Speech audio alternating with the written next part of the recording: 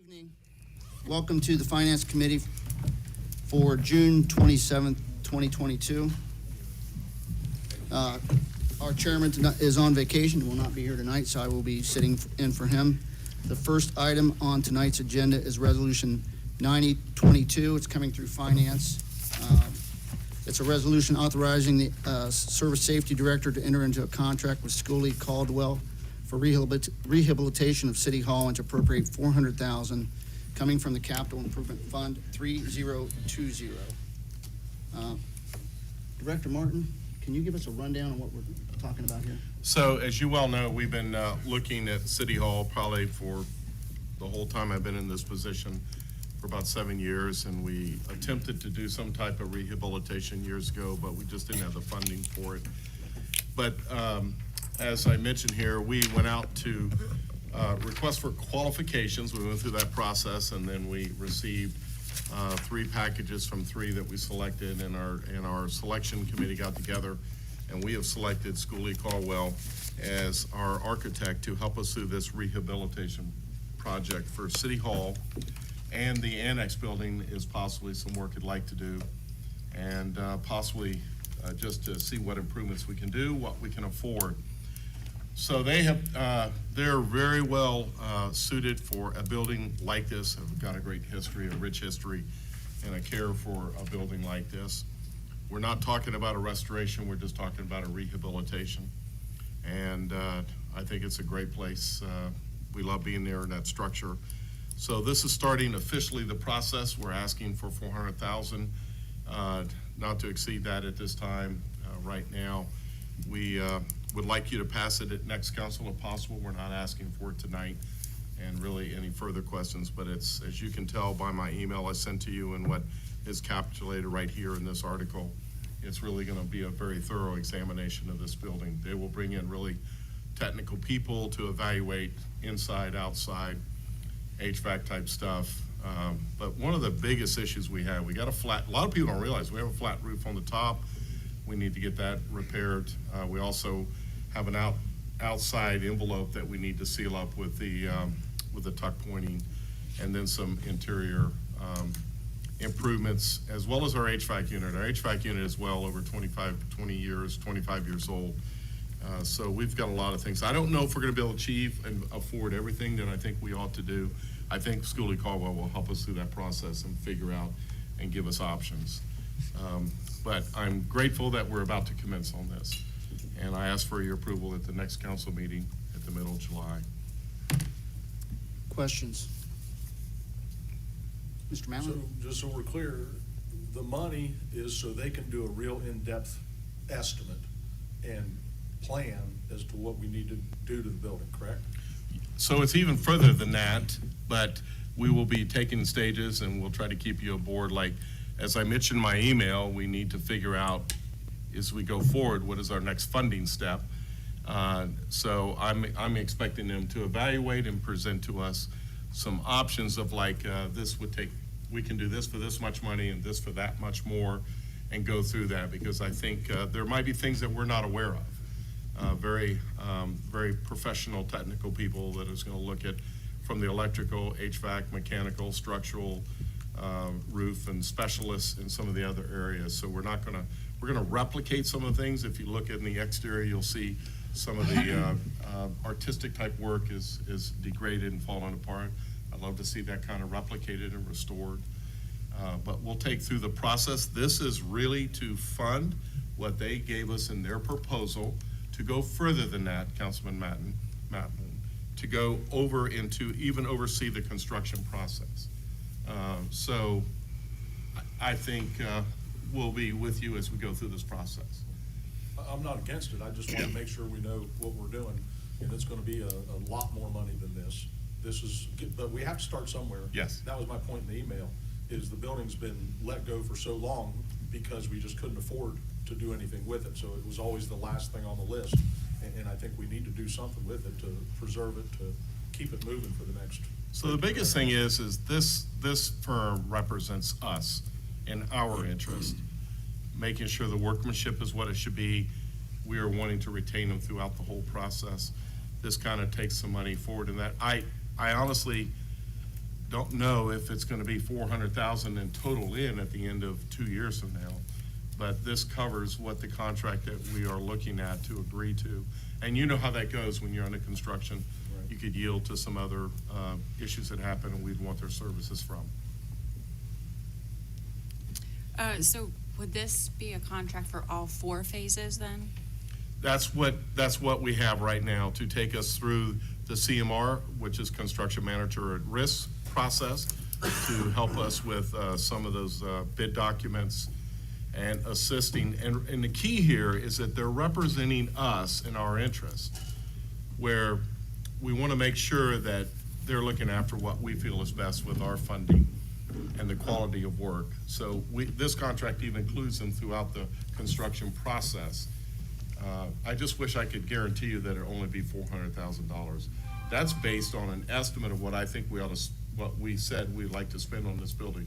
But I'm concerned about that. It might be more than that estimate, which means the cost could go up, and that's just realistic expectations for right now. But this could get us under contract and get this started. And when we get to those phases, we'd like to keep you involved with that, especially with the financing. I was talking to Treasurer Wolfinger today, just thinking about what is the next step after this and our funding of this type of project. We need to have some serious conversation about what direction we would go for the next phases of funding. As he has educated me, and the mayors will be heavily involved with that, but ultimately we have to come to council because we're looking at probably going to municipal bonds someday, and that all there's a lot of legislation that we go through that process with you. Mrs. Tina? Speaking to the planner thing that had happened when we voted for that, we had the contract. Is there any way we can see what their contract says before it's voted on though? I know enter into a contract, but I mean, she had everything spelled out, everything. Because this is a whole lot of money to spend. And I think that we should see the contract, all the fine print and everything before the council votes on it. That's just my, We have not done that all the time. well, I think we need to. I This don't, is a I mean, lot. we have a contract, I'll just say, we are in the process. I cannot produce that to you to this day. We have legal counsel helping us through that process, and we are still working out some details and then get our legal counsel to help finalize that document. I don't mind providing that document to you. I just can't make a commitment that I could say we'll have that done by April 18th. July 18th, sorry. I mean, I would like to, and I'm just saying this is bringing this before you. And, yeah, it becomes a public document. I mean, I don't have a problem. I'm not trying to conceal that at all. Well, no, I'm not saying that, but I Right. think before it's voted on, it would be nice for everybody to take a look at it. It encompasses pretty well everything there, but I'd be glad to get that to you when we have that finalized. But we still have some work to do on that contract. We issued out the contract as a draft form when we went out for these RFQs and RFPs, so they're aware of that. But when you get down to the putting in the numbers that they've given us, that's what we have to do, and we got to cross the Ts and dot the Is, just the joys of working out the finals of contract, so. Mr. James? One other quick question. Schooley Caldwell, this is kind of their thing where they're doing, reviewing old structures as our city hall is. So that's what their expertise is. Very much so, and that's what was in our RFQs, our request for qualifications. Yeah. Was looking for people who had performance of structures like this before. They actually did a structure here in town. They did a decorative arts center. We got got a chance to see some of their performance. Now, that was a little bit higher level. I think they went with restoration. Is that right, Trevor Mulvey? Big restoration to the period of 1830s. Right. And when you get a restoration versus, you dig into big money. I believe they also did the State House Annex years ago. So they're out of Columbus. I sent the link in my email if you'd like to look at their site. They have subs. There are subs in this because they have specialists, and some of you know about construction. You're not surprised about that. With engineers and all kinds of engineers as well as architects involved. But they will have somebody assigned with us. They're eager. They are absolutely eager to get this project. I'm gonna tell you right now. They like it signed last week, but you know, we're crossing our Ts and dotting our Is here, council members, and we want to do this right. Because we believe in a good contract that holds their feet to the top fire, and this is just the one phase of multiple contracts we'll probably be entering with other contractors, especially our CMR. If that's the direction we go, we're not even sure about that yet, but that's what Schooley Caldwell will help us through. That answers my question. Thanks. Additional questions? I do know that we had some emails back and forth on this regarding the phases. I guess, Director, one of the questions appears to be the 4 phases proposed here for the $400,000. There's no real apparent way to break that down to do 2 phases and then come back and do 2 more. I couldn't see that. Is that an option?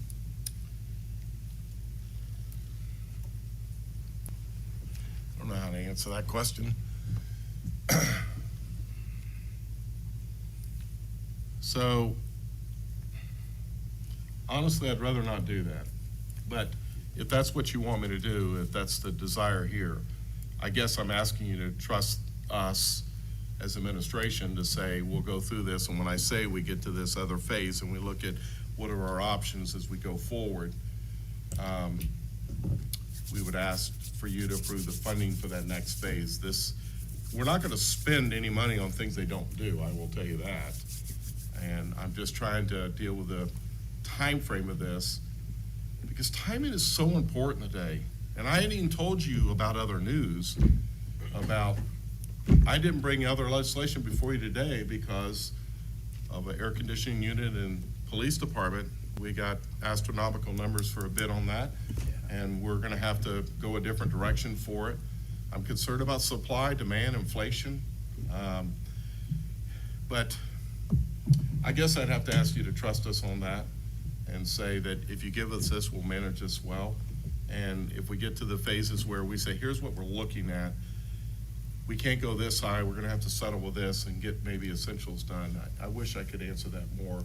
If you want me to pull it out, it just adds more time to the project. And I already see a 2-year plus project right now. Already. And I'm finding out on other projects that we go out to bid for, we're not getting guarantees of prices. We are in unprecedented times I've ever seen. And the supply, demand, and nobody's guaranteeing products past 30 days in price. And then you're not even sure when it'll get delivered. You get estimates. And I had an estimate for the police department to maybe get the equipment by May. We wouldn't even be able to get them through the summer and even install it in this winter. I'm looking at 23 before we can replace the air conditioning unit in the police department. They moved it to September. I don't even know if we can do it then. So I guess, Councilman, I'm just kind of concerned about, yes, I mean, if you want me to, I will do that, but I think we can do a good job if you'll just pass this next month and we can have further discussion. If that's your consensus you'd like us to do, we can figure it out. If I could. Sure. For instance, one of the phases is construction administration. If you don't approve a construction contract, there would be no construction administration. So it's kind of built in to the phases, I think, how we get there, if you know what I mean. Good point. Thank both of you. I appreciate that. Anyone else have any additional questions? All right, on the legislation itself, just a couple clerical items to note. In the preamble, after improvement fund, we've included the fund number 3020, and down in section 3, we corrected the dollar amount to $400,000 and also included the improvement fund number of 3020. That will be corrected for the version that we will vote on. That is calling for 2 readings. I am the sponsor on that legislation. Mrs. Kreitz, you're the second. Yes, sir. Thank you. Next resolution, 91-22, coming out of Public Works, resolution authorizing the Service Safety Director to dispose with competitive bidding, enter into a 5-year lease for the lease of one 2023 International truck and a Timco 600 sweeper from the State Cooperative Purchasing Program, and that, Mr. Schooner, was coming out of your committee. I'm gonna shoot it directly to Superintendent Hintz. Good evening. Normally, in this situation, we get closer to delivery is when the documents are, these come forward. Delivery's not scheduled till the end of August. I was notified last week that there's a hard drop dead date of June 30th. If we don't have our paperwork in by June 30th, then the interest rates go up. Nothing I could do about it physically, because I wasn't even in town, but thanks to Stephanie and Trish and Paul and a couple others, they got it all done here. So I apologize for dropping the ball on this, but it was just like in the past, we, within a month of delivery, we ended up getting all the paperwork finalized and so on and so forth. So it just weird times, so that's kind of where I'm at. This paperwork has to be back to them tomorrow by end of day. Yes. As soon as the meeting, as long as it passes, as soon as the meeting is over, I'm planning on going over this evening to get it taken care of. So Thank you. just to let you know. Thank you. Yeah, because it's, they have to have it 2 days in advance to allow for all their underwriting and whatever else it's going to be. I don't know what the interest rate would go to, but I know that the Fed's raised the interest rate twice since we stepped into this, so I don't know where we're going to end up, but. Any questions for Superintendent Hintz? Thank you. Thank you. What's your pleasure, Corey? With the timing, we're gonna ask for suspension. Ms. Sitterly be my second. Okay, we will suspend on 9122. Resolution 9222, coming out of Finance, resolution to increase or decrease appropriations in the LPD salary fund to improve any subsequent, and to approve any subsequent then and now certificates. I believe this has to do with the air conditioning unit in the LPD building. Director? So could I call our chief up here Certainly. and have him begin that, just to keep breaking him in, being before city council. But anyway, we have a temporary unit. So chief, go ahead and explain what's going on. Thank you, Mr. Martin. Members of council, thank you for having me. So our air conditioning unit, as previously explained, is in really bad shape. It's over 50 years old. Our climate control in the building is almost non-existent right now. At the beginning of summer, just as it started to get warm, we had some major heat issues inside the police department. Called around as best as we could, and really the only company that even serves this type of project that I'm asking for, the temporary air conditioning unit, which we actually have functioning now, was Limbach Heating and Cooling. Nobody else in this area even serviced that type of lease. So because of the emergent nature of it, we went ahead, opened a PO, and started that temporary cooling, which is working. However, it's a kind of an expensive stopgap, and there's no other answer. We've exhausted all resources to find another way to cool the building. As Director Martin stated, the problem is much larger. It's a huge project. It just has not been addressed forever, really. It's 50 years old. It was going to go kaput at some point. So we're at that point now, and we have to have this for this summer, likely next summer as well, but we can approach that when that time comes. Questions for Chief Snyder or Director Martin? Yes. I've been in the police department a couple times this past June, and it's very hot in there. I don't know how you guys do it, because you can't even open windows. I don't either. I have no idea how we there's do no it. way of, it is very hot, and it really needs to be taken care of. We need to really work on this. So as I said before, if you wouldn't mind, Councilman, it is such a, not only antiquated, but a local HVAC company here in town, this is beyond them. We have to go with a commercial company. Limbach is one of those. Our municipal court uses their competitor to help and assist them with that. So the boiler has already been replaced. We have the boilers replaced in the PD, but we have air handler units, and the whole control system is extremely antiquated, and that's some of the difficulties. So I was very hopeful, thinking that I could bring in something reasonable to you tonight. But as I went and had some engineers from Limbach look at it, so I'm going to break this news to you, and you can imagine what Chief and I, we were the first ones to become privy to it. It was a $1.4 million project, and that is something that would had to have been passed tonight to get the price we have, to get the components even delivered, maybe next April or May. And Chief, I haven't given you this update, but Friday I got an email saying it would probably most likely be September, so it doesn't change the fact. And Mayor and I, we talked about it, and we felt like we cannot, in good conscience, bring that before you.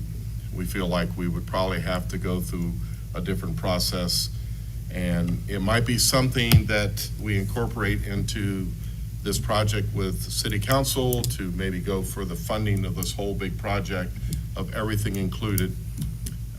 Maybe we can get it less than that. It's worse than I thought, just to let you know, sorry. But the mayor just said, we're not gonna take that to you. So that was going through Sourcewell, getting their Sourcewell labor, but the issue is the components. And we've asked the chief to go ahead and budget for this item that you're passing tonight, to put it in next year's budget and get dibs on it right now and say, we want it next summer. It is working, and it's functioning, and to where it's bearable in there and comfortable, and maybe not perfect, but It'll grab the humidity out, cools it down a little bit, but it's still reliant on our old air handlers to push it. It's just, we're in really bad shape HVAC wise, so. So I just want to let you be aware of that. This is a difficult thing here to work out, sorry. But just to let you know, I don't think you would approve that tonight. I was being presumptuous to you, but I don't think we could put that before you in a one reading resolution here tonight. So I hope you're agreeing with that decision and understand that. Mr. James? Just as a quick question, the $45,000 you're asking for tonight, does that get you all through the summer? So yes, it's a lease that gets us to September. Okay. And even if we move past that and say we have an unusual warm fall, it'll push us past that if there's an overage, so. Okay. Thank you. Thank you. So, yeah, just I'll close on, I'm obviously really familiar with that building, and, you know, one of the things I had was addressed shortly after I left, the new boiler system, which was a significant expense.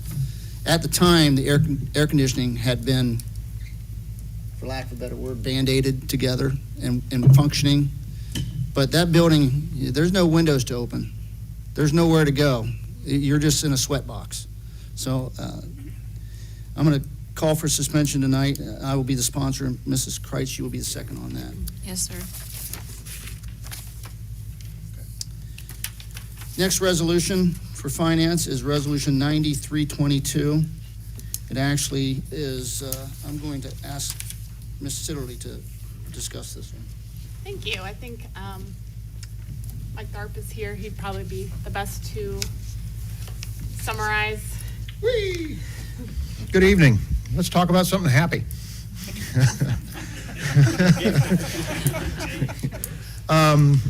Not happy for the water department because they lost $78,000 a year for the next 3 years. But so this resolution is to appropriate the $78,000 that was put into the revenue account of Lancaster Parks and Recreation. And this piggybacks the ordinance that you'll see here in a bit for the General Sherman School. The General Sherman Junior High, we've worked out a deal, we think, with Lancaster City Schools and the school board to pay $78,000 for the next 5 years. The water department, this would be the first installment of 3 for them. It comes through the Parks Department. Parks Department in turn would turn around and put it back to the Lancaster School Board. or the Lancaster City Schools. That'll happen for 3 years, and then the Lancaster Parks Department will pick up the remaining 2 years of the 5. This is interest-free. We're not, it's a good situation to be in for the property, the value of the property, the enormity of the property, the 10-plus acres, the entire 66,000-plus square feet of the building. So we're looking to put this $78,000 that has already been put into the parks back over into the schools to appropriate it and get this deal underway. So questions for Superintendent Third? What all kinds of things are you gonna do in the school? Are you gonna utilize the gym and all that? Because I think this is a great thing for the west side, because this is something that. When I we wrote need the to have. business plan for this became more of a, the more I wrote it, the more it became about community than it did Lancaster Parks and Recreation, which really surprised me. That's not the direction that I wanted to take it, and it wasn't the direction that I intended to take it, but that's the direction it went. It's a revitalization of the near west side. It starts to turn the neighborhood. Whenever a parks district is in a neighborhood, you'll see the neighborhood start to turn its direction in a positive manner. We'll influence the kids, we'll influence the adults. We'll be pulling community members from all over this city into programs for Lancaster Parks and Recreation into that neighborhood, into that building. It's going to take on a completely different role than it was as a school, of course. It will be programming basketball, volleyball, pickleball. It will also, we're going to bring back roller skating back to Lancaster. We're going to be roller skating in that building. We're going to take the Blue Jackets street hockey program. We're going to gut the library and bring that program into there. We're going to bring the Cleveland Cavaliers youth program into the gymnasium. The indoor archery from Alley Park will come into that building. Tomahawk throwing, woohoo! We're sharp objects, but those are all things we do now. We just do them outside. We don't have the ability to do those inside. This is going to turn the table. Lancaster Parks and Recreation has never had an indoor facility to program in through the winter months. I'm not going to say we were just sitting on our heels doing nothing, because that's not what we were doing. This will really tax us as far as a department, as far as the enormity of the programming and what we do all winter long, and we just continue to keep on keeping on. So, as you know, there is no other property that central to the middle of this city left anymore. There's nothing else the Parks Department really would fit into as far as a footprint. Our goal is to get into that building, move the administration part into that building. Once we get up on our feet and we feel comfortable, then we will put the property on East Main Street up for sale. The money we get from that property, we will build a new maintenance facility on the site, and then we'll move the maintenance department into that property, and we will all be as one again at the old Sherman Junior High site. Additional questions? Mr. James? Just one quick one. What will that do to your staffing levels by adding? Oh, it's this? definitely going to change our staffing levels. I mean, right now, we've got a tentative agreement with the Fairfield County ESC that they would lease the classroom wing. We don't have a lot of use for that wing. So already we've got a tenant possibly to lease out the classroom wing.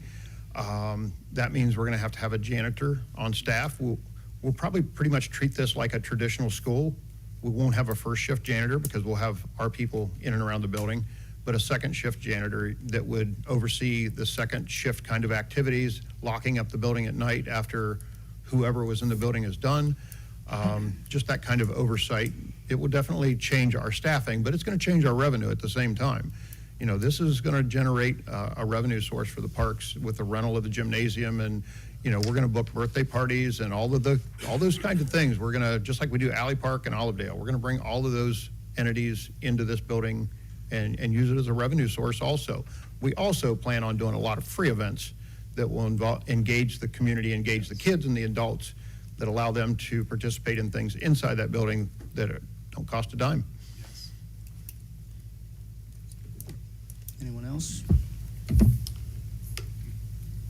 Thank you, Mr. Thorpe. Thank you. I think we're gonna request, passing it tonight under suspension, and seconded by Councilman Matlin. All right, I would just add to Superintendent Tharp's comments. I was at the park board meeting when they passed this, and it's a pretty exciting opportunity for the west side of Lancaster and for the Parks Department and the city in general. But the language on the legislation allows the mayor to enter into an agreement and purchase 701 Ewing Street, the General Sherman Junior High School, from Lancaster City Schools. It also allows for the appropriation of the $78,000 in 5 installments, as Superintendent Tharp addressed, for the junior high building on Union Street from Lancaster City School System. So on the resolution 9322, comes out of finance. I'll be the sponsor and Mrs. Kreitz will be the second on that. Yes, sir. So, departmental updates. Any departmental updates? We had a few interesting ones already from. Nothing, Director? I've said enough tonight, and All right, our city engineer is making his way forward. Good evening. I will give a little update on our South High Street, Perry Street project, which is an OPWC project. We had our bids come in on Friday, and it was the first time we used a system called Bid Express. Everything was done online. There's no paper copies that were submitted like we do traditionally, and it went out. It went on with a success. That there are little hitches that we probably can improve here and there, but all in all, it was a good bid. We received 2 bids: Shelley Company and Kokosing. Shelley Company is the apparent low, and we're working through the details of analyzing those bids and hopefully get them under contract for construction this year. And then additionally, and this is Linda's money that's being used down here on South Broad Street. If you've seen Kokosing's crews down here pouring concrete for the sidewalks, those sidewalks are going in along South Broad Street. And I don't know exactly where they are in terms of their how percentage of complete, but they're getting close, and we are also looking at getting our authorization from ODOT for the Corpo dollars, which would be the resurfacing of South Broad Street along that section. So that will be a bid that's probably late August, early September. So it's an update from the street side of things. Any questions for Mitch while he's up there? Thank you for the update. Further departmental updates? You have something, Director? well, I was gonna ask Hens to come up here and give us a paving update. We've got some good news here. He just got back from the Outer Banks, so I'm trying him today. I believe as it stands right now, our 22 project is all the blacktop's down. The same with 6th Avenue, that's down. You'll see oil or what do I want to say, grits Rejuvenation. on the streets right now. They're out there putting rejuvenation oil down. So just be careful when you're out and about. It's just a little sticky on your tires. So, but it's clear, so you won't get black stuff on your car. So the only thing left on 6th Avenue is some utilities to be raised, the same on 22. Other than that, there's some striping that needs to be done, and those projects will close out. So then we wait on South High Street and Perry Street, and hopefully that'll be done by the end of the year. And since you called me back up here, I'll probably be back in front of you guys here probably the 1st of August with some legislation to appropriate money into my fuel account. I looked at that today, and I've already went through 75% of my account. So I'm not going to be the only one. I know everybody else is running heavy too. So maybe I can talk Paul into putting it all into one piece. So,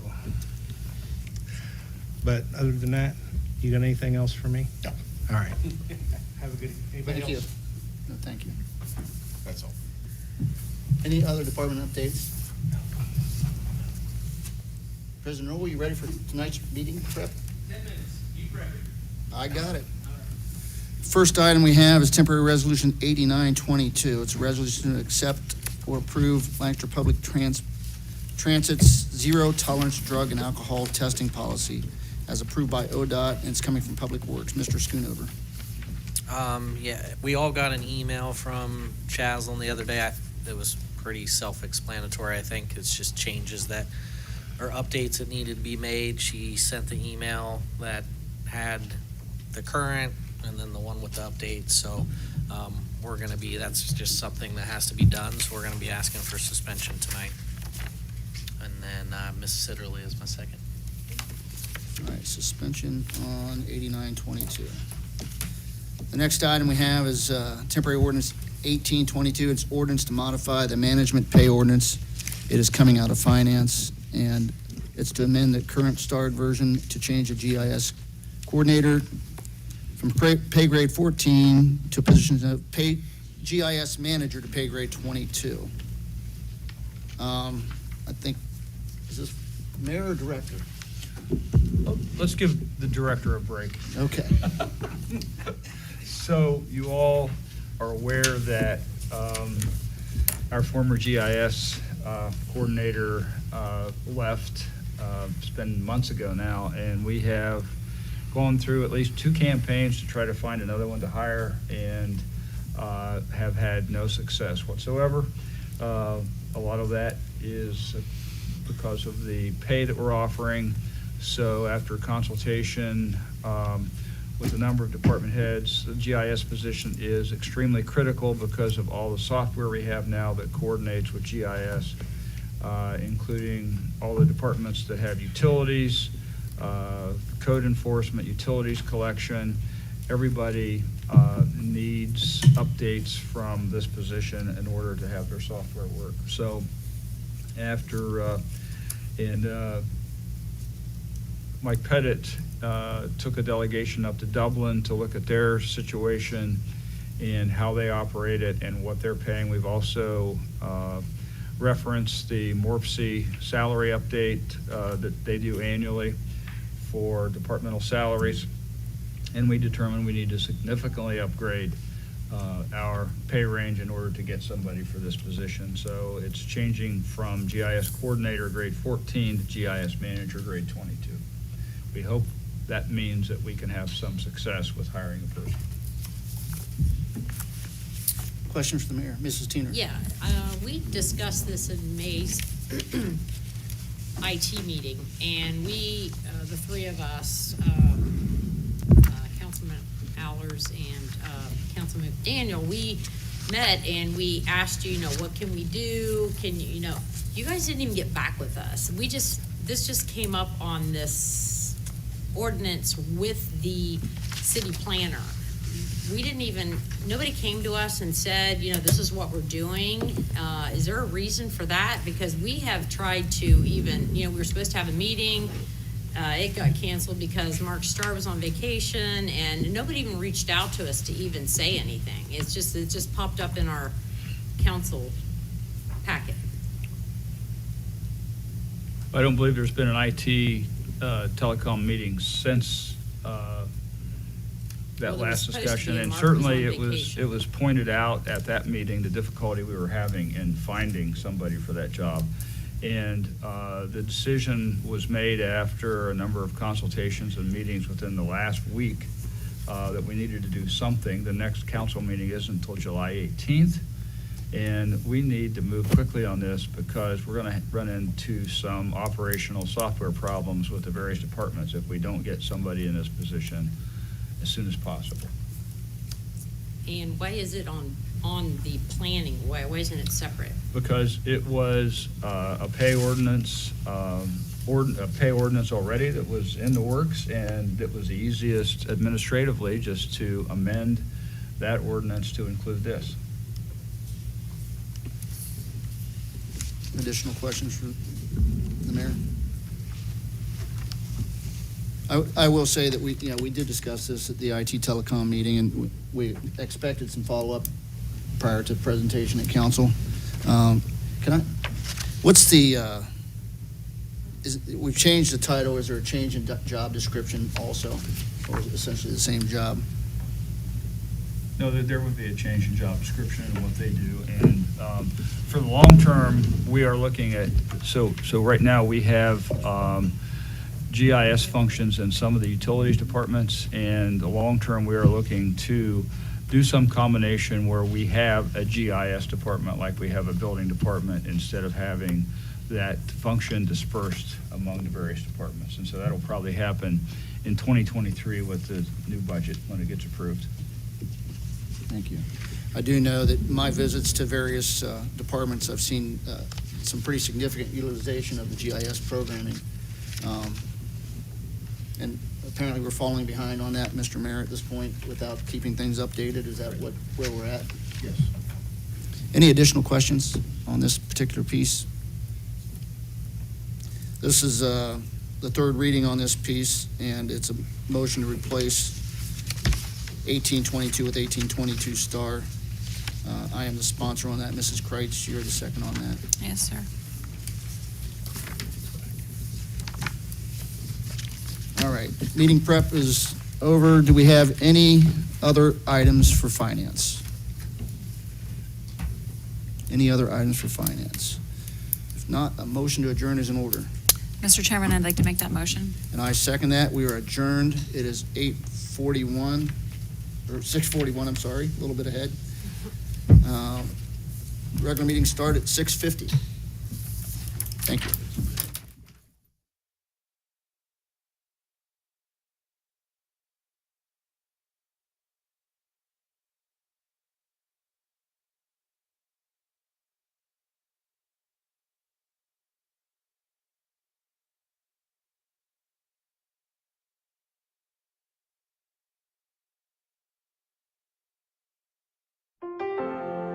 Dagger Law has been part of the Lancaster community for more than 110 years. This is where we live and work. You'll see us at festivals, sporting events, and all around town. We consider our clients as friends, and we walk alongside you through challenging times. Whether you're a growing business, a changing family, facing litigation, planning your future, or dealing with land issues, we're right here. We are local. We are trusted. We are experienced. Dagger Law.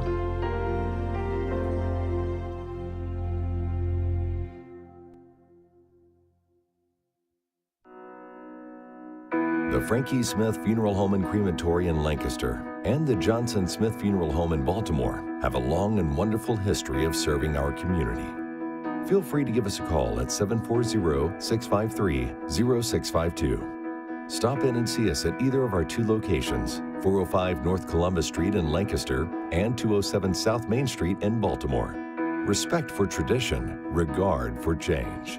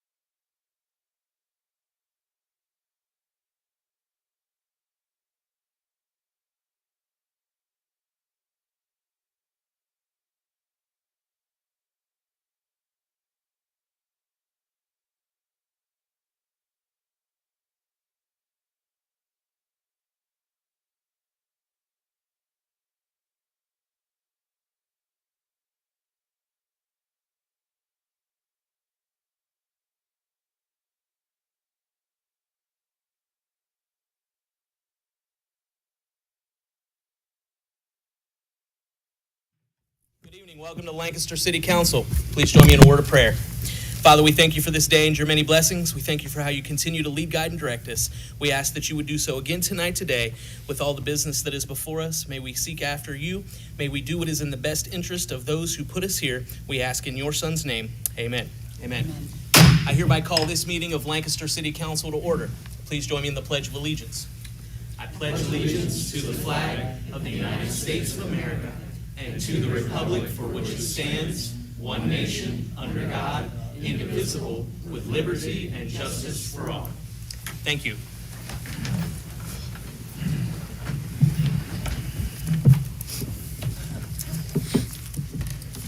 Please call the roll. Mr. Ayers? Here. Mrs. Kreitz? Here. Mr. James? Here. Mr. Matlin? Here. Mr. McDaniel? Here. Mr. Schoonover? Here. Ms. Sitterly? Here. Mr. Stoughton? And Mrs. Teener. Here. Let the record reflect that 8 out of 9 members of Lancaster City Council are in attendance this evening. Can we get Mr. President, I'd like to make a motion to excuse Councilman Stoughton from tonight's meeting. Is there a second? A motion and a second to excuse Councilman Stoughton from tonight's meeting. All in favor signify by saying aye. Aye. All opposed, same sign. Motion carries. Reading and disposing of the journal. I'd like to present the regular meeting minutes dated June 13th, 2022. Mr. President, I'd like to make a motion to receive and file the journal. Second. A motion and a second to receive and file the journal. Any discussion? All those in favor signify by saying aye. Aye. All opposed, same sign. Motion carries. Reports of city officials. Email dated June 16th, 2022 regarding Public Works Committee agenda submitted by Mr. Schoonover. Email dated June 23rd, 2022 regarding City Hall renovation architect selection submitted by Service Safety Director Paul Martin. Email dated June 24th, 2022 regarding City Hall renovation architect selection submitted by Mr. Stoughton. Email dated June 25th, 2022 regarding the City Hall renovation architect selection submitted by Mr. Matlin. And finally, a series of emails dated June 26th, 2022 regarding finance agenda submitted by Mr. Stoughton. Mr. President, I'd like to make a motion to receive and file the reports of city officials. Second. We have a motion and a second to receive and file reports of city officials. All those in favor signify by saying aye. Aye. All opposed, same sign. Motion carries. Are there any communications? There are none to be presented. Tonight, we do have a special presentation, and we will invite the mayor to the podium to begin our time.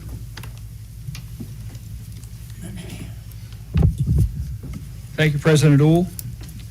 This week, we are going to experience the loss of a very valuable employee of the city of Lancaster. And I'm not even sure that everyone that's worked with Mike Pettit over the years really has a grasp for all that he has done for the city and what his contribution has been.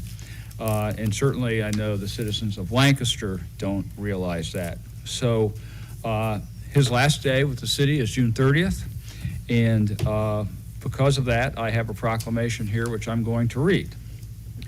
Whereas Mike Pettit began his career with the city of Lancaster as the superintendent of the Lancaster Municipal Gas Department on December 19th, 2000, and whereas he tackled the challenge of the financially stressed gas department, leading the operation to fiscal security and enhanced value as an asset for the citizens of Lancaster. And whereas he assumed the additional role of Economic Development Director for the City of Lancaster in June 2002, and shortly thereafter joined the Lancaster Community Improvement Corporation Board and Executive Committee and spearheaded the development of the Rock Mill Industrial Park. And whereas he was instrumental in founding the Route 33 Alliance for the pursuit of the construction of the U.S. Route 33 bypass, and in 2007, in changing that organization's purpose to focus on economic and workforce development as the Fairfield 33 Development Alliance. And whereas he founded the Lancaster Port Authority in 2006 as an additional resource to facilitate economic development for the city of Lancaster. And whereas he was a driver of the development of the Edie Road Retail Complex. And whereas he is responsible for the identification and certification of development-ready sites, resulting in thousands of jobs in the city of Lancaster with such employers as Westrock, Phoenix Electrotech, SRI, Martin Partitions, Midwest Coating, CFM Global, Blue Label Packaging, Magna Seating, South Central Power, Kyoto Integre, Google, and many others. and whereas he is a respected leader and mentor and role model who excelled at fostering relationships with national, state, local, and private development officials for the benefit of the city. Now therefore, I, David Scheffler, Mayor of the City of Lancaster, do hereby proclaim June 30th, 22 as Mike Pettit Day. So, Mike, thank you for all you do.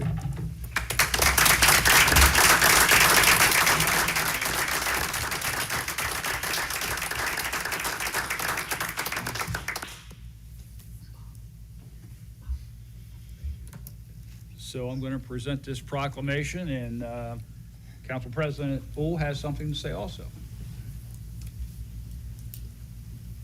I got to know Mike during my time as the director of Destination Downtown Lancaster, and our proclamation from City Council echoes much of what the mayor has to say, with the addition of the great work that Mike has done to partner with organizations like the Lancaster-Fairfield County Chamber of Commerce and Destination Downtown Lancaster to move the revitalization of downtown forward. Mike has partnered with directors since before I came and since I left Destination Downtown over the last many, many years, and downtown is the beneficiary of his work. Mike has made an unbelievable impact on our community. He's made an unbelievable impact to many of us as he's worked so diligently over the last many years. And I count it an honor to call Mike my friend. We spent time at the festival together. We've gone golfing together. We have done work together, and it's a great opportunity for us to recognize Mike for the influence and impact that he has had. And so, in addition to what the mayor said, we, the members of Lancaster City Council, by the virtue of authority invested in us, do hereby join the mayor to proclaim June 30th, 2022 as Mike Pettit Day in Lancaster, Ohio.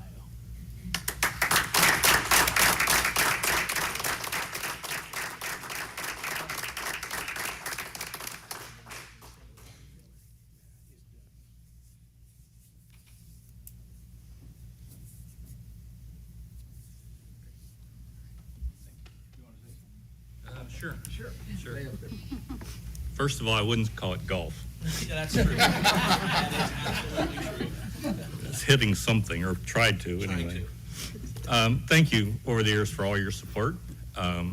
It's just been a lot, and to give me that backing that we needed to create those jobs. And there were certainly a lot of challenges. There was no economic development department here when I started. There was no plan. There were no sites.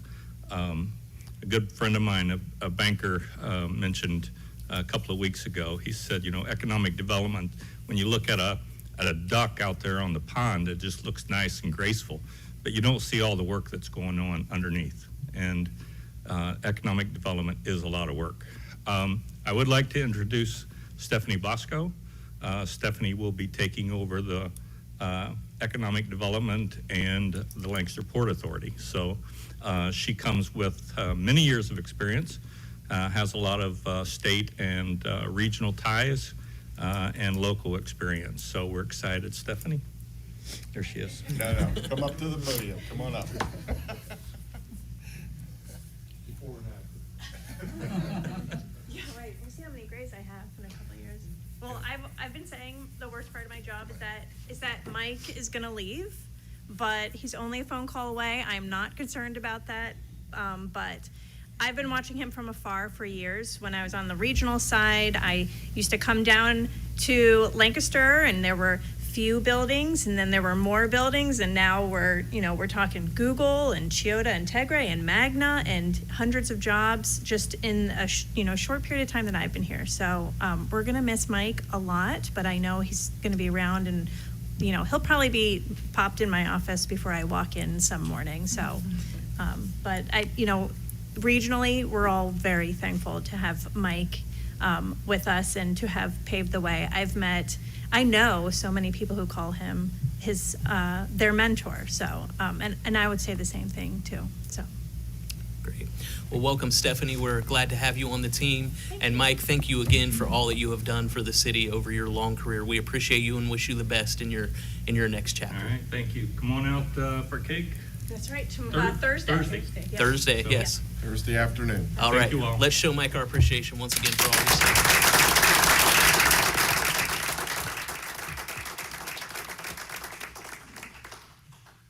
Are there any petitions or memorials? There are none to be presented. During this time at our meeting, we set time aside to allow the voters and taxpayers of the city of Lancaster to address City Council on any item or issue they would like. If you'd like to address Lancaster City Council, please come forward. Sign in at the podium with your name and address, and then state the same for the record. If you would like to address Lancaster City Council tonight, I'll remind you that by virtue of the rules of council, you have 5 minutes or less to do so. I'll also note that because we do have a public hearing tonight on temporary resolution 8422, this is not the time to speak in favor of or against that particular resolution. This is the time for taxpayers to address city council. So, ma'am, if you would like to do that, please sign in on the green clipboard, but you can do so after you start your comments. Okay, I'm here today because I became friends with homeless people that is in your guys' community, and I began back last summer, like being like knowing them very well on a personal level, and we lost our house because we gave them a place to live.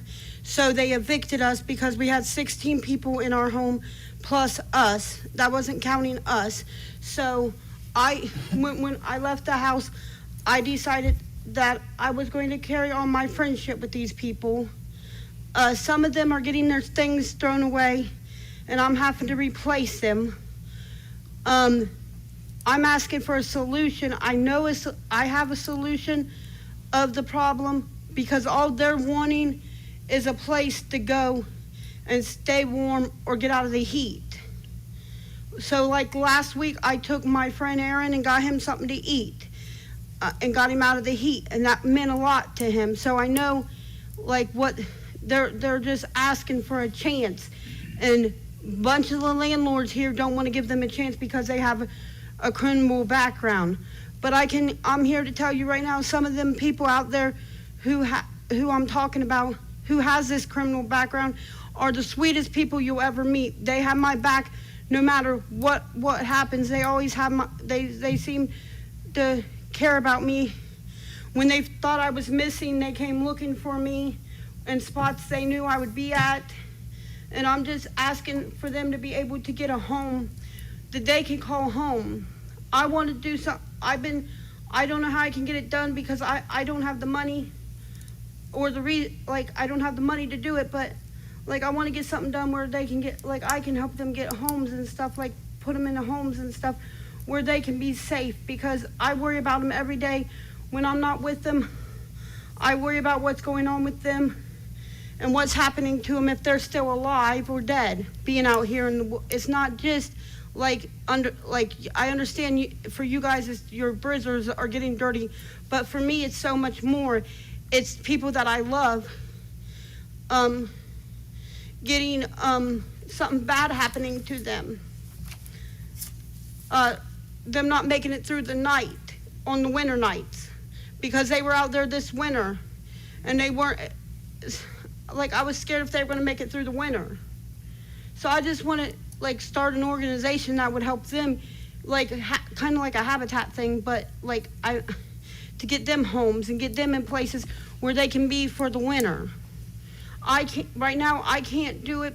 I mean, I can't because I'm living with my grandfather and he won't let them come out there because I'm trying to get me a house where I can be back in Lancaster and be around them. But I went to Newark and talked about the home, and I didn't feel right because that's not where my people are. My people are here. The people that I care about are here. So I miss, I thought this would be the best thing to do is speak for them on their behalf, because everything they get I have to replace, like blankets, clothes. I will help them replace it, but that's not doing no good if the next day the code enforcement goes back out and throws it away. So there needs to be a long-term plan for them where they're not getting their stuff thrown away. Well, thank you for being here this evening. Would you please state your name for the record? My name is Jessie Kane. Jesse Kane? Yeah. And do you have a known address right now? I live at 714 Township Road, 32 Somerset, Ohio right now. I am hoping to get back into Lancaster very soon because my friends want me back, like my friends want me to come back because when I'm not here, they don't get the help that they feel like nobody cares, so I'm trying to get back to them. Okay. Well, if you would please sign in on that green clipboard, and we appreciate you being here this evening. I should have mentioned at the outset that during this time, Lancaster City Council will not respond to any comments or questions, but may choose to do so at a later time during our meeting. So as you finish signing in, thank you for being here, and we'll ask, is there anyone else who would like to address Lancaster City Council this evening? Okay, well, thank you all for being here tonight. Are there reports of standing committees? I have two. The Safety Committee meeting dated June 13th, 2022, submitted by Mr. Matlin, and the revised Water Pollution Control meeting dated June 8th, 2022, submitted by Mr. James. Mr. President, I'd like to make a motion to receive and file the reports of standing committees. Second. We have a motion and a second to receive and file reports of standing committees. All those in favor signify by saying aye. Aye. All opposed, same sign. Motion carries. Are there reports of special committees? There are none to be presented. All right, then we are going to move into our public hearing.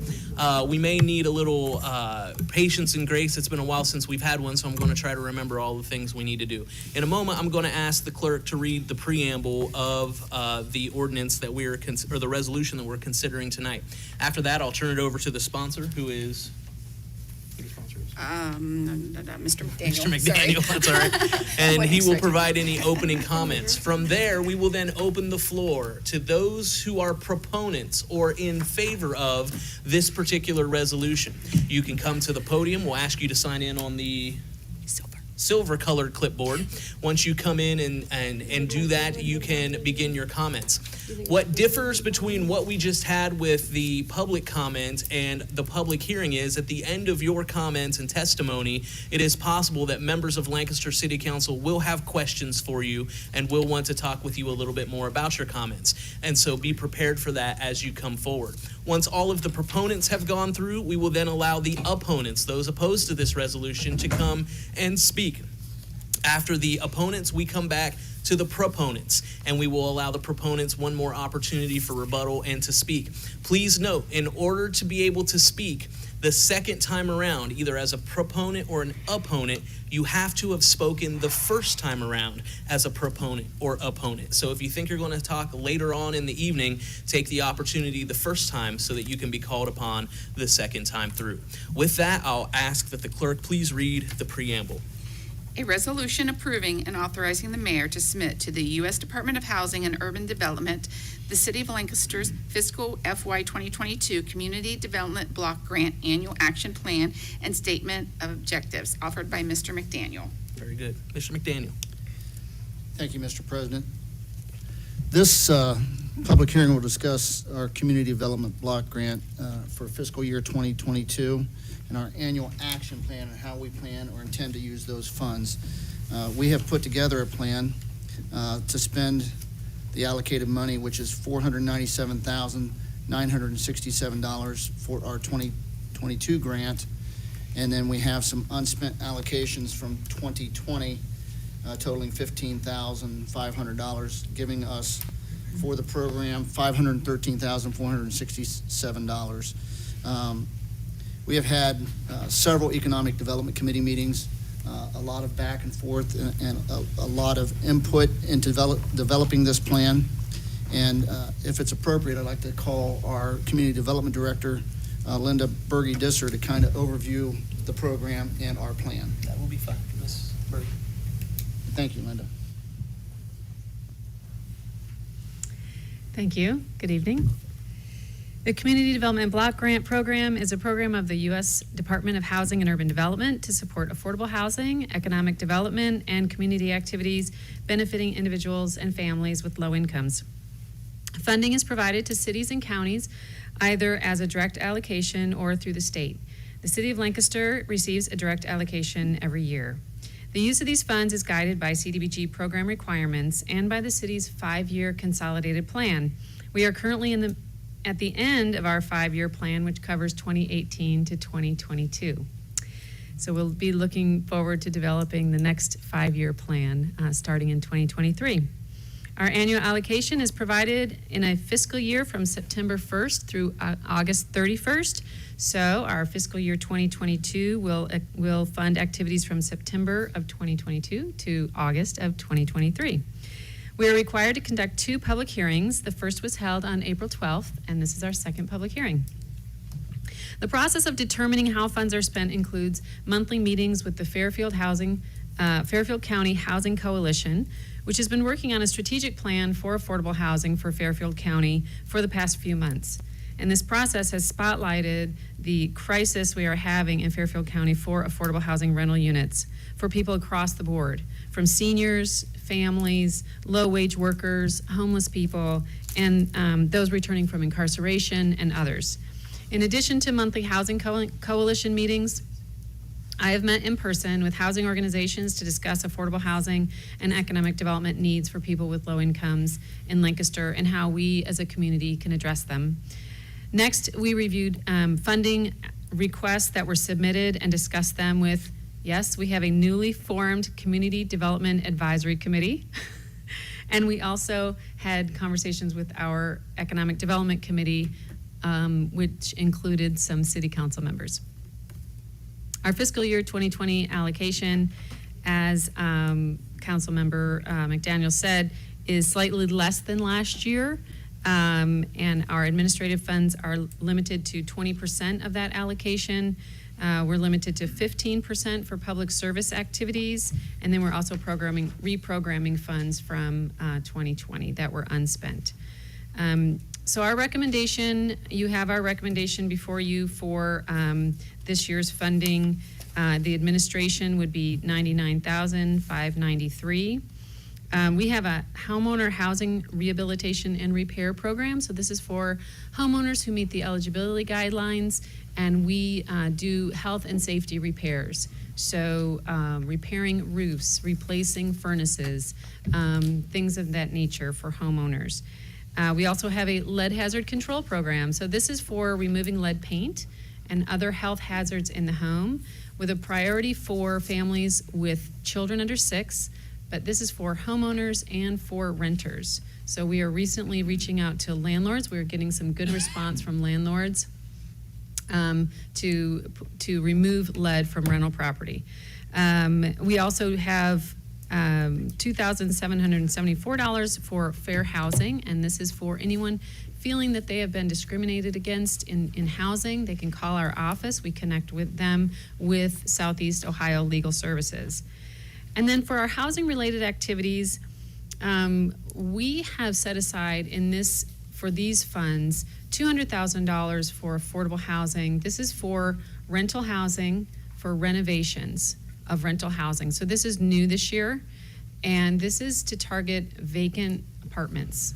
Anyone who has vacant 1 to 4 unit homes, so say a duplex, or they have a turnover in tenants and there are repairs needed, we can use these funds to make those repairs. Or if it's a vacant home that it's not been occupied because it needs repairs, because it needs renovation, these funds are meant for that. It could be a for-profit developer, could be an individual, could be a nonprofit. If we have $20,000, we would have 10 units, right? 10 new units on board. If it was a $10,000 grant, we would have 20 of them. So we're really looking to, and we would also have a requirement that they would need to be rented to families with low incomes for a period of time, depending on how much the grant is. So we also are recommending $13,000 for Habitat for Humanity. That will add to the $20,000 from last year that is still underway for a new build here in Lancaster. $5,000 for the Fairfield Center for Disabilities. This is for their ramp program. So they bring volunteers to build the ramps, and then we help them pay for the materials. We have $25,000 for Lancaster Fairfield Community Action for their family shelter. And these are the only we only have 4 units of family shelter in Fairfield County. So this is really important that Community Action have social workers that can help families get back on their feet and find a permanent place to live, to keep those 4 units open for families that are in transition. We have Lutheran Social Services, $15,000 toward their emergency shelter. The Lighthouse, our only domestic violence shelter in Fairfield County, $14,200. Fairfield 211 is a great resource for our community. Anyone that wants information, all you do is call 211, and they have people to direct you to the right resources. And they do a lot for people looking for housing. And then New Horizons assist folks with mental illness and with substance use recovery. And so there's $10,000 for New Horizons, and that's really for people so they don't lose their housing. If they need they're behind on rent, or they need a security deposit, so that they can find housing and then keep it. So you may notice from previous years, we've really streamlined this to the organizations that are housing related. And that is intentional because of the housing crisis that we've seen, and really trying to put these resources into the hands of the housing organizations, the human service organizations in our community that are specifically serving the homeless, that are specifically serving people in transition, and specifically on that continuum to getting people housed permanently. Thank you, Ms. Berge-Disser. Thanks for that comprehensive overview. I appreciate that. Does anyone have any questions for Linda? Sorry, questions will be limited to members of council only. Does anyone have questions from around the table? Okay, if not, thank you very much. Mr. McDaniel, you ready to move into proponents? Yes. Or you have additional comments? Only that I appreciate all the work that Linda and her office staff have done to present this plan, and I'm in favor of going forward with the plan. Great, thank you very much. And I just want to thank the folks who are here to speak on behalf of this recommendation. We have some really hardworking folks at some terrific social service agencies here in Lancaster that make this possible. Great, thank you very much. All right, with that, we will then move into proponent testimony. If you are here in favor of this resolution and would like to speak toward that, then please make your way to the podium, sign in on the silver clipboard with your name and address. And as Dr. Payne is making his way there, he can begin his comments and then sign in after. Others can sign in as we prepare if he's not already signed in. Hold that, or Mike? You can take it out of the. Thank you. Please go ahead. I'm Ed Payne. I'm here speaking in favor of the project, and I represent the Fairfield Center for Disabilities and Cerebral Palsy. Since the year 2000, the center has worked with people in their homes, helping them gain access to the front of their homes by building ramps. And we use money from this block grant to pay for materials, wood, screws, etc., to help build the ramp. The volunteers, of course, are not paid, but this has been a worthwhile project for us, and we oftentimes get phone calls from people actually after they've been in a nursing home saying, I'm scheduled to go home tomorrow, but I have 4 steps to get into my house. How am I going to get into the house? Well, it's too late to get it done the next day, but we put them on the list. We have about 15 people right now on a list, and we've already done 35 projects this year. We've done a total of over 1,000 projects within the last few years. This is a very worthwhile project for us, and it's a worthwhile project for people that have mobility issues because it allows them to get in the house. That's all I really have to say. Are there any questions or? Thank you, Dr. Payne. Does anyone have questions for Dr. Payne? All right. Well, thank you for being here, sir. We appreciate it. 681 East Sixth Avenue. Center. All right, Ms. Bosco, you can come forward if you'd like, and, yes, please. Stephanie, yeah.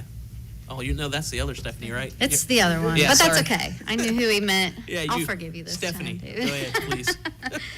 Stephanie Taylor, Habitat for Humanity of Southeast Ohio, Community Engagement Director. As Linda mentioned, we have the CDBG grant, $33,000 that we'll be using and to start a project with the Fairfield County Career Center. And we've got some other supporters on that. But one thing that Habitat for Humanity of Southeast Ohio is doing in our community is helping to increase the home ownership in our low to moderate income families. And we've done studies with the Voinovich School at OU that has helped us calculate social return on investment. And so for every dollar that's invested into our community, there's a social return of $59. So this $33,000 over 30 years will have a social return of $1.9 million into our communities. So that might not seem possible, but it's definitely doable and it's happening. So that $33,000 will also be recouped in 10 years with the property taxes that are paid by our homeowner of that home. So that will begin in the fall, and it's something that's vital to what we have going on in the community and the housing crisis that we have right now. So Great. Thank you, Ms. Taylor. Does anyone have questions for Ms. Taylor? She signs in. Yeah. All right, well, my apologies for messing up your name. It's all good. You've even been here before, and I messed it up, so. It's okay. Yeah, my apologies. Thank you for being here this evening. All right, let's see if I get this one right. Oh, yeah, I'm sorry. We are completing a house in August on 925 South Broad, which is what we talked about last time I was here. Right. And that is also part of what we're doing with the city, and a lot of great supporters there as well. Very good. Well, we appreciate it. Thank you. you. All right. It's not Clint Black, it's Mr. Clint Davis. Thank you for being here. Thanks. Hi, Clint Davis. I'm at Lancaster Fairfield Community Action. Thanks for letting me be here. I said I'd limited myself to a minute, so I'm going to go real quick. Want to speak in support of this proposal altogether. These are all really beneficial organizations. I'm really excited about the $200,000 to rental renovations because we're having a massive housing crisis in terms of having places for people to live. I think it was really useful that we had this public comment tonight because yes, like it's hard to get folks into housing. It's hard to find a place for folks to be. Our funding is going toward our family shelter, and I want to thank you for that if it's approved. That's helping to run our shelter, which is always full. As someone moves out, someone else moves in. The last couple of years, folks have been there longer than we'd like, and it's been harder to get people out because it's harder to get folks into apartments because there are just fewer apartments available, and they cost more than they ever have. And then my last thing that I'm going to squeeze in just because I'm in front of you all and I need to, through our COVID funding over the last 2 years, we've paid over $5 million now in rent, mortgage, and utility assistance. And that has helped keep people in their houses, has helped pay Lancaster Utilities a lot, to make sure the lights stay on, to make sure water stays on, to make sure that folks are being able to be where they are. That funding is coming to an end. Hopefully we're going to get some more from the state if it can get through controlling board this month. But that might be on pause if that money runs out before the new money comes. But as we've been doing that, we've also been seeing rents going up. So as we're paying rents, like I can attest firsthand, signing checks, that rents are getting higher and higher. And it's been important to us to keep folks in their houses because it's so hard to get people back into houses once they're out. So, Great. thanks. Thank you, Mr. Davis. Anyone have questions before Mr. Davis runs off? All right, well, thank you for being here. Sure, Appreciate thank it. you. Yes. All right, are there any other proponents who would like to speak in favor of this resolution? If not, we will move to opponent testimony. Is there anyone here who would like to speak in opposition of the legislation? Ma'am, would you like to speak in opposition to this? Yes. You have to be speaking and to be opposed to what's been presented. Okay, the thing that I have with the housing issue, okay, with what she's saying, okay, I went to poverty meeting, okay, and that's not what I thought was going to happen. I thought the people who are under the bridges with with bad crimes, okay, was going to be helped, okay. That like my friends can't get homes because they have backgrounds that prevent them, like making drugs and stuff. But they did their time. They went to prison and did their time, but they're still paying for it by they have to live under a bridge. And I thought the money that she was talking about was going, because I went to one of their meetings, and that was supposed to be what that was doing, is helping people like that, and that's not what it sounded like tonight. Okay, thank you very much. Thank you for being here. Are there any other opponents who would like to speak in opposition of this resolution? Okay, we will then move back to proponent testimony. Is there anyone who previously spoke in favor of this, in support of this resolution, who would like to speak again tonight as a proponent? Okay, if not, then we had one opponent. Ma'am, I don't imagine you have any other comments at this time? No, I just want to know how to help my friends. I understand. Thank you for being here. Okay, with that then, proponent testimony and opponent testimony has been completed. I will give it back to the sponsor for any closing comments that he may have. My final comments would be that I believe that a lot of these things will address specifically what our Ms. Kane spoke to. I believe that this Lutheran Social Services, the Lighthouse, other people being funded tonight will assist anyone regardless of their background and their means. That's why we fund them, and that's why they're here. That's their reason for existence. I am fully in favor of this action plan as presented and intend to vote in favor of it tonight. Okay, thank you very much, Mr. McDaniel. With that, if there are no other comments around the table, we will then consider this public hearing closed and move on with the remainder of our business. Okay, so then the public hearing is closed, and we'll now move to the reading of resolutions, beginning with the third reading of temporary resolution 7822. A resolution to appropriate from the unencumbered balance and amend the certificate with the county auditor in the city income tax fund 2016 to cover income tax refund request offered by Mr. McDaniel and seconded by Mrs. Kreitz. Mr. McDaniel. Yes, Mr. President, I'd like to make a motion that council pass, engross, and enter upon the written record resolution temporarily numbered 78-22. Second. We have a motion and a second to pass, engross, and enter upon the written record temporary resolution 78-22. Discussion, Mr. McDaniel?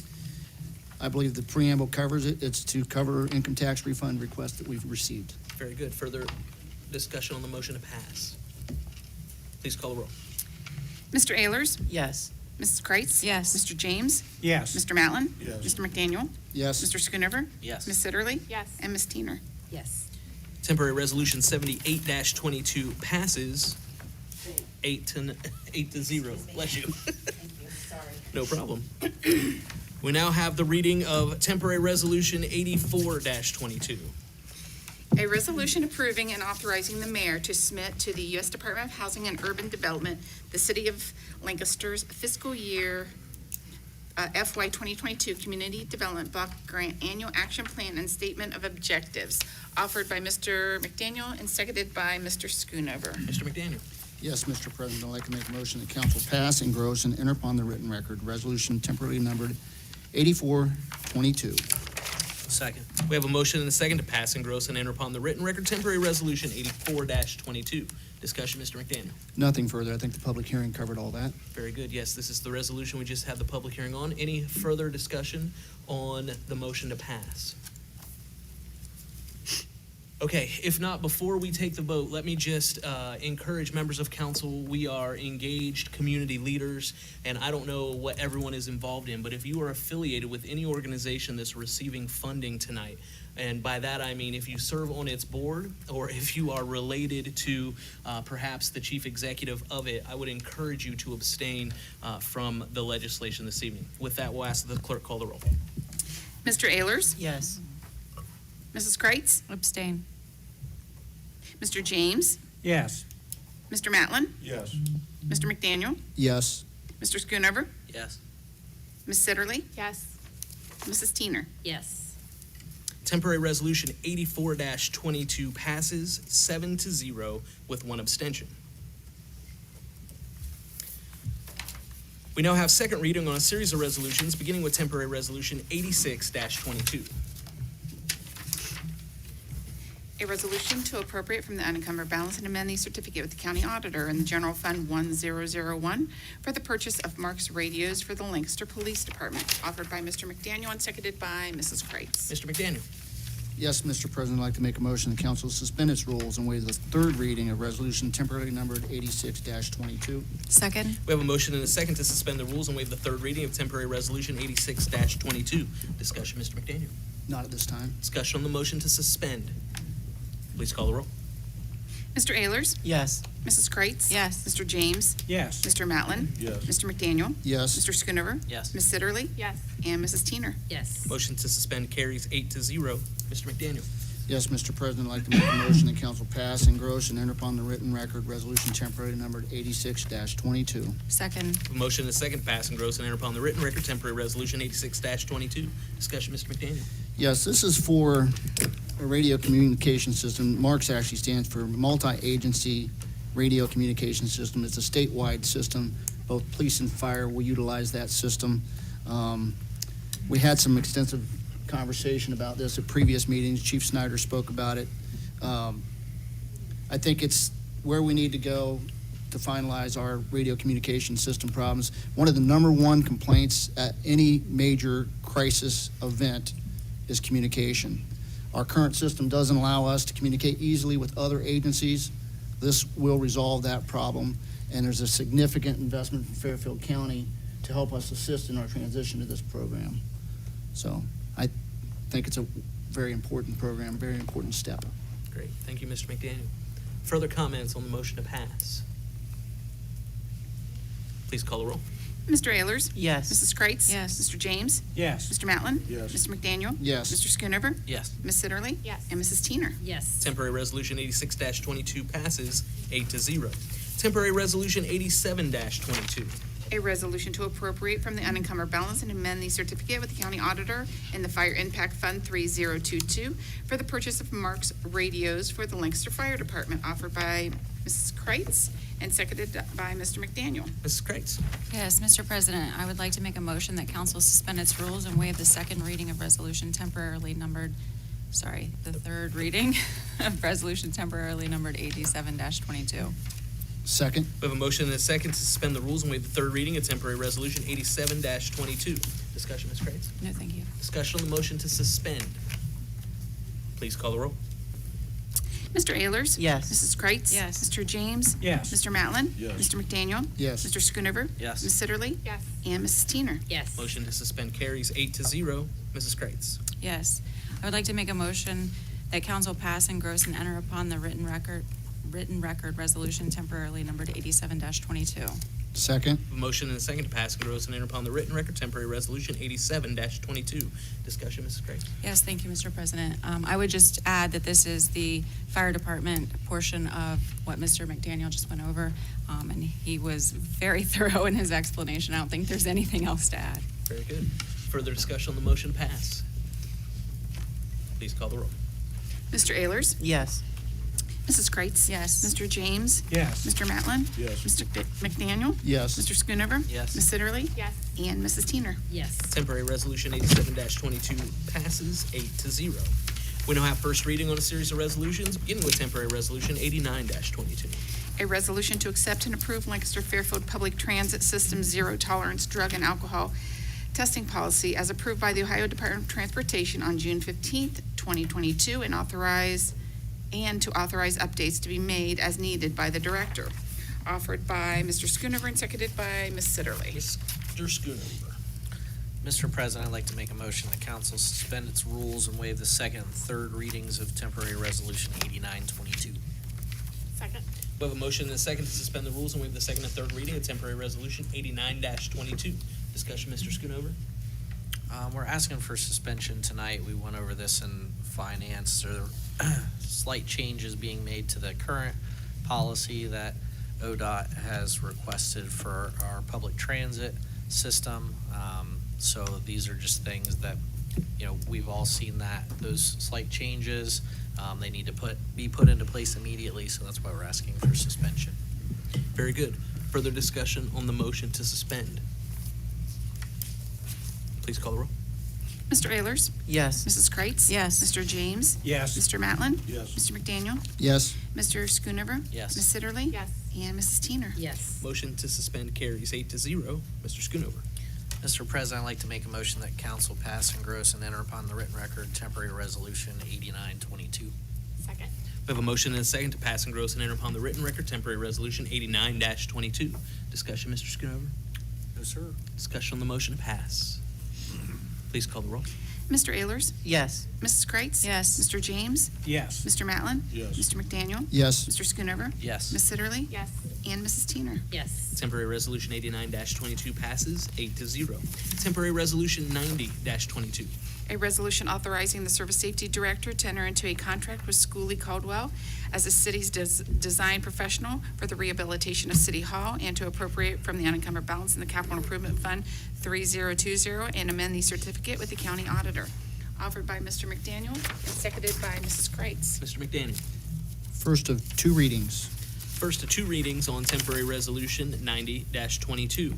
Temporary resolution 91-22. A resolution authorizing the Service Safety Director to dispense with competitive bidding and enter into a 5-year municipal lease with contracts sweepers and equipment for the lease of one 2023 International Truck and Timco 600 sweeper from the State Cooperative Purchasing Program, offered by Mr. Schoonover and seconded by Ms. Sitterly. Mr. Schoonover. Mr. President, I'd like to make a motion that council suspend its rules and waive the second and third readings of temporary resolution 9122. Second. We have a motion and a second to suspend the rules and waive the second and third reading of temporary resolution 91-22. Discussion, Mr. Schoonover. Just briefly, Mr. Hintz was up here during finance. As far as for suspension purposes, the lease of a new street sweeper isn't something new, but the timing of it is due to raising interest rates. So that is why we're asking for suspension to lock in the better interest rate for this. Very good. Further discussion on the motion to suspend. Please call the roll. Mr. Ayers? Yes. Mrs. Kreitz? Yes. Mr. James? Yes. Mr. Matlin? Yes. Mr. McDaniel? Yes. Mr. Schoonover? Yes. Ms. Sitterly? Yes. And Mrs. Teener. Yes. Motion to suspend carries 8-0. Mr. Schoonover. Yes, Mr. President, I'd like to make a motion that council pass, engross, and enter upon the written record temporary resolution 9122. Second. We have a motion and a second to pass, engross, and enter upon the written record temporary resolution 91-22. Discussion, Mr. Schoonover. No, thank you. Discussion on the motion to pass. Please call the roll. Mr. Ayers? Yes. Mrs. Kreitz? Yes. Mr. James? Yes. Mr. Matlin? Yes. Mr. McDaniel? Yes. Mr. Schoonover? Yes. Ms. Sitterly? Yes. And Mrs. Teener. Yes. Temporary resolution 91-22 passes 8-0. Temporary resolution 92-22. A resolution to decrease appropriations in the Lancaster Police Department Salaries Fund, increase appropriations in its Contractual Services Fund, approve any then and now certificates as necessary, and to declare an emergency. Offered by Mr. McDaniel and seconded by Mrs. Kreitz. Mr. McDaniel. Yes, Mr. President, I'd like to make a motion that council suspend its rules and waive the second and third reading of resolution temporarily numbered 92-22. Second. We have a motion and a second to suspend the rules and waive the second and third reading of temporary resolution 92-22. Discussion, Mr. McDaniel. Yeah, I think the reason we're asking for suspension is this is a critical issue for the Lancaster Police Department building. Currently, they have a temporary air conditioning system up and running. It apparently serves the purpose at least until such time as we can get a full estimate of what we need and where we're going to go from here to fix it permanently. So that's the reason asking for suspension. Very good. Further discussion on the motion to suspend. Please call the roll. Mr. Ayers? Yes. Mrs. Kreitz? Yes. Mr. James? Yes. Mr. Matlin? Yes. Mr. McDaniel? Yes. Mr. Schoonover? Yes. Ms. Sitterly? Yes. And Mrs. Teener. Yes. Motion to suspend carries 8-0. Mr. McDaniel. Yes, Mr. President, I would like to make a motion council pass, engross, and enter upon the written record resolution temporarily numbered 92-22. Second. Motion and a second to pass and engross and enter upon the written record temporary resolution 92-22. Discussion, Mr. McDaniel. Yeah, I would just add that the money to pay for this particular emergency air conditioning system is coming out of the police department's current budget. It's not new appropriation. Very good. Further discussion on the motion to pass. Excuse me. Please call the roll. Mr. Ayers? Yes. Mrs. Kreitz? Yes. Mr. James? Yes. Mr. Matlin? Yes. Mr. McDaniel? Yes. Mr. Schoonover? Yes. Ms. Sitterly? Yes. And Mrs. Teener. Yes. Temporary resolution 92-22 passes 8-0. Temporary resolution 93-22. A resolution to increase receipts appropriate from the unencumbered balance and amend the certificate with the county auditor in the Parks and Recreation Fund 2012 and approve a then and now, offered by Mr. McDaniel and seconded by Mrs. Kreitz. Mr. McDaniel. Yes, Mr. President, I would like to make a motion that council suspend its rules and waive the second and third reading of resolution temporarily numbered 93-22. Second? We have a motion and a second to suspend the rules and waive the second and third reading of temporary resolution 93-22. Mr. McDaniel. I'll save it. Discussion on the motion to suspend. Please call the roll. Mr. Ayers? Yes. Mrs. Kreitz? Yes. Mr. James? Yes. Mr. Matlin? Yes. Mr. McDaniel? Yes. Mr. Schoonover? Yes. Ms. Sitterly? Yes. And Mrs. Teener. Yes. Motion to suspend carries 8-0. Mr. McDaniel. Yes, as we discussed, yes, I'm sorry. We'll get cart ahead of the horse. Mr. President, I'd like to make a motion council pass and gross and enter upon the written record resolution temporarily numbered 93-22. Second? We have a motion and a second to pass and gross and enter upon the written record temporary resolution 93-22. Mr. McDaniel. Yes, as we discussed in the Finance Committee meeting, an opportunity presented itself when the city invested in new elementary schools and junior high schools and a new high school. And we have a vacant General Sherman Junior High School sitting on the west side of Lancaster, currently not being utilized. Through the Park Board and Lancaster City Schools, the Mayor's Office, a contract has been negotiated for the purchase of that building by the Parks and Recreation Department. Superintendent Tharp discussed some of the programming ideas and where we're headed from here. The Parks Department current facility is woefully inadequate. The offices are very small. Maintenance is outdated and small. Location's not the greatest. This is an investment into the west side of Lancaster on Union Street in areas we currently don't serve. I'm really excited about what the potential is and where we're headed. And there's been some negotiations for utilization of parts of the building that the parks won't need. I think that will offset some of the cost. But it's a pretty exciting opportunity for the city of Lancaster, and I will be voting in favor of this. Thank you, Mr. McDaniel. Further discussion on the motion to pass. Please call the roll. Mr. Ayers? Yes. Mrs. Kreitz? Yes. Mr. James? Yes. Mr. Matlin? Yes. Mr. McDaniel? Yes. Mr. Schoonover? Yes. Ms. Sitterly? Yes. And Mrs. Teener. Yes. Temporary resolution 93-22 passes 8-0. Are there any further resolutions to come before Lancaster City Council this evening? If not, we'll move to the reading of ordinances, beginning with the third reading of temporary ordinance 18-22. An ordinance to amend permanent ordinance 43-21, repeal and replace existing 43-21, and to declare an emergency for the management pay ordinance. Offered by Mr. McDaniel and seconded by Mrs. Kreitz. Mr. McDaniel. Yes, Mr. President, I'd like to make a motion that council replace resolution, or I'm sorry, let me repeat this. I'd like to make a motion that council replace resolution temporarily numbered ordinance temporarily numbered 1822 by replacing it with ordinance temporarily numbered 1822 star, Second? as given to the clerk in writing prior to tonight's meeting. Sorry for the pause. That's all right. We have a motion and a second to amend temporary ordinance 18-22 and replace it with temporary ordinance 1822 star as given to the clerk in writing prior to tonight's meeting. Discussion, Mr. McDaniel. We discussed this in Finance Committee. This is an adjustment to the GIS coordinator position, and it will be should it be approved, the GIS manager, and change the pay rate for that particular position. The mayor provided significant detail of his reasoning for this change. Very good. Thank you, Mr. McDaniel. Further discussion on the motion to amend. Please call the roll. Mr. Ayers? Yes. Mrs. Kreitz? Yes. Mr. James? Yes. Mr. Matlin? Yes. Mr. McDaniel? Yes. Mr. Schoonover? Yes. Ms. Sitterly? Yes. Mrs. Teener. Yes. The motion to amend carries 8-0. We now have before us temporary ordinance 18-22 star. Mr. McDaniel. Yes, Mr. President, I would like to make a motion that council pass and engross and enter upon the written record ordinance temporary numbered 18-22 star.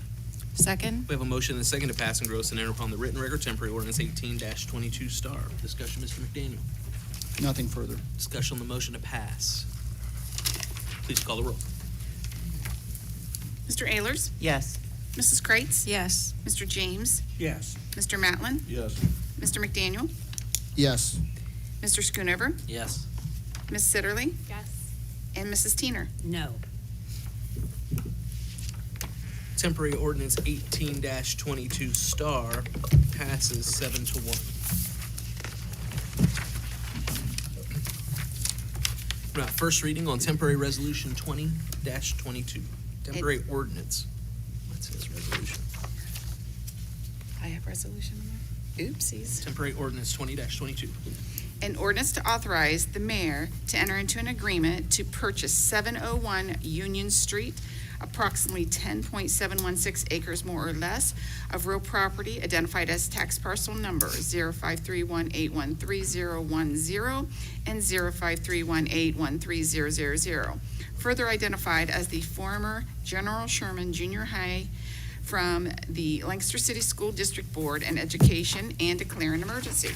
Offered by Ms. Sitterly and seconded by Mr. Matlin. Thank you, Mr. President. I would like to make a motion that council suspend its rules and waive the second and third readings of ordinance temporarily numbered 20-22. Second. We have a motion and a second to suspend the rules and waive the second and third reading of temporary ordinance 20-22. Discussion, Ms. Sitterly?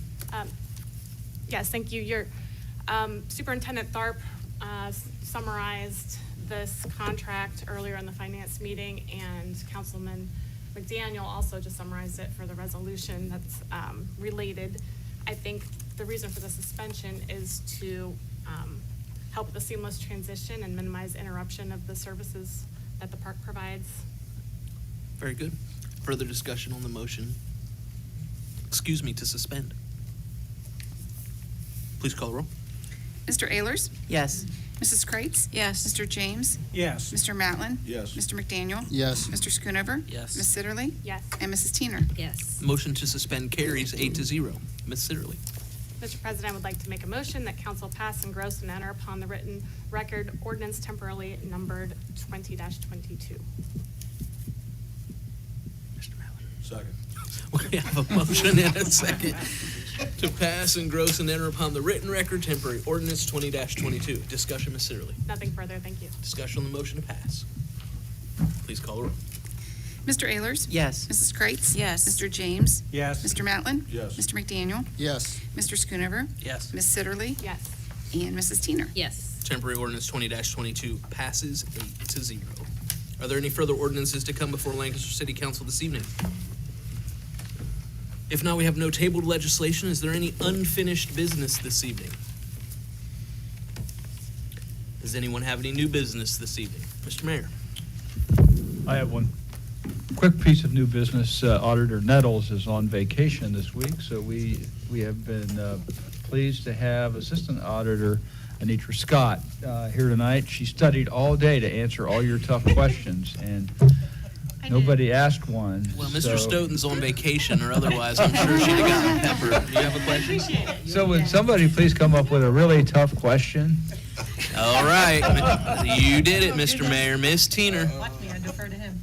Oh, well, this is a good one, because I think a lot of people wonder this. So, take-home vehicles now, with the gas prices being as crazy as they are, I'm sure this is costing the city some money. So should this be going on still, and how much is their benefit they're allowed to claim, and has it changed their benefit they're allowed to claim since the gas prices have gone up?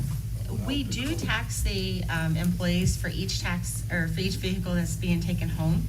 They are taxed on that. I can look into the new Ohio, I apologize, the We'll leave it IRS for rulings. Tricia. We'll just go ahead and leave it for her. But I just think that's something we need to discuss, because drive-home vehicles right now, because I know right now it was, well, I left Columbus today, it was Yeah. $4.69, I think. However, this is something that's gonna cost us. I will definitely look into the IRS, their code Might be and able to see get a what. GIS coordinator if we gave him a car to drive home. No, he can work from home. Be cheaper than payroll. He can work from home. Or she. I think it needs to be looked at, because it's gas prices, and are we losing any, is there anybody we're losing that gets gas from us or anything that's like schools or anybody that's? I I know we get from the schools and we get from the interdepartments, and we have a few other ones that are out there, but I don't think we've lost anybody as of yet. That would be a good question for Tim Dietz, which is in our LDOT with our fuel depot. Okay, I just think we need to look into that, because it's Most costing. definitely, I'll look into the IRS release. Thank you very much. Thank you, Ms. T. No, you're Oh. welcome. You are so welcome. Haven't we I'll significantly, follow up, too. haven't we significantly reduced the number of take-home vehicles over time? I think they're about the same of what we have had. We haven't really increased any at all. If they do, they're being taxed on it. So it's just riding flat? Yeah. Okay. Good. Mr. Ray? I think there's slightly over 20 vehicles that are taken home at night, and the price of gas has nothing to do with the need for those individuals to have those vehicles at their disposal in case there's an emergency they need to respond to, like gas leak, water leak, et cetera. Sure. Well, the ones that are, that are on call, yes. I agree. All right, very good. Thank you. Further new business this evening? Or more questions for Ms. Scott? Well, thank you for being here this evening, and I'll just mention, I think that she's left, but I appreciate the work of the community development group and department and Ms. Berge Disser for what she's done to move that legislation and that grant forward. Any other new business this evening? No? Okay, if not, we'll ask that the clerk please announce our upcoming scheduled meetings. The next meeting of City Council is July 18th. The meeting following is August 8th, both meetings here in council chambers at 6:30 p.m. Upcoming committee meetings for the next 30 days. Water Pollution Control, July 13th at 8:30 a.m. at the 1897 Conference Room. IT Telecom, July 15th at 7:30 a.m. at the 1897 Conference Room. And Finance Committee, July 18th at 6 p.m. here in council chambers. I, however, will be on vacation the week of July 11th through the 15th, so if there's anything you need as far as anything being posted online, please send it directly to Mark Starr, because I will be out of state. Very good. Are there any bills? There's one bill, $62.15, payable to PNC for publications of a notice of a public hearing in the paper, the MNCO. Mr. President, I'd like to make a motion to pay the bill. Second. A motion is second to pay the bill. All those in favor signify by saying aye. Aye. All opposed, same sign. Motion carries. Is there a need for an executive session? Seeing none, a motion to adjourn is in order. Mr. President, I'd like to make that motion. We adjourn. Second. A motion is second to adjourn the meeting. All those in favor signify by saying aye. Aye. All opposed, same sign. The motion carries. Thank you all for being here. Please remember to sign your legislation. Have a great day.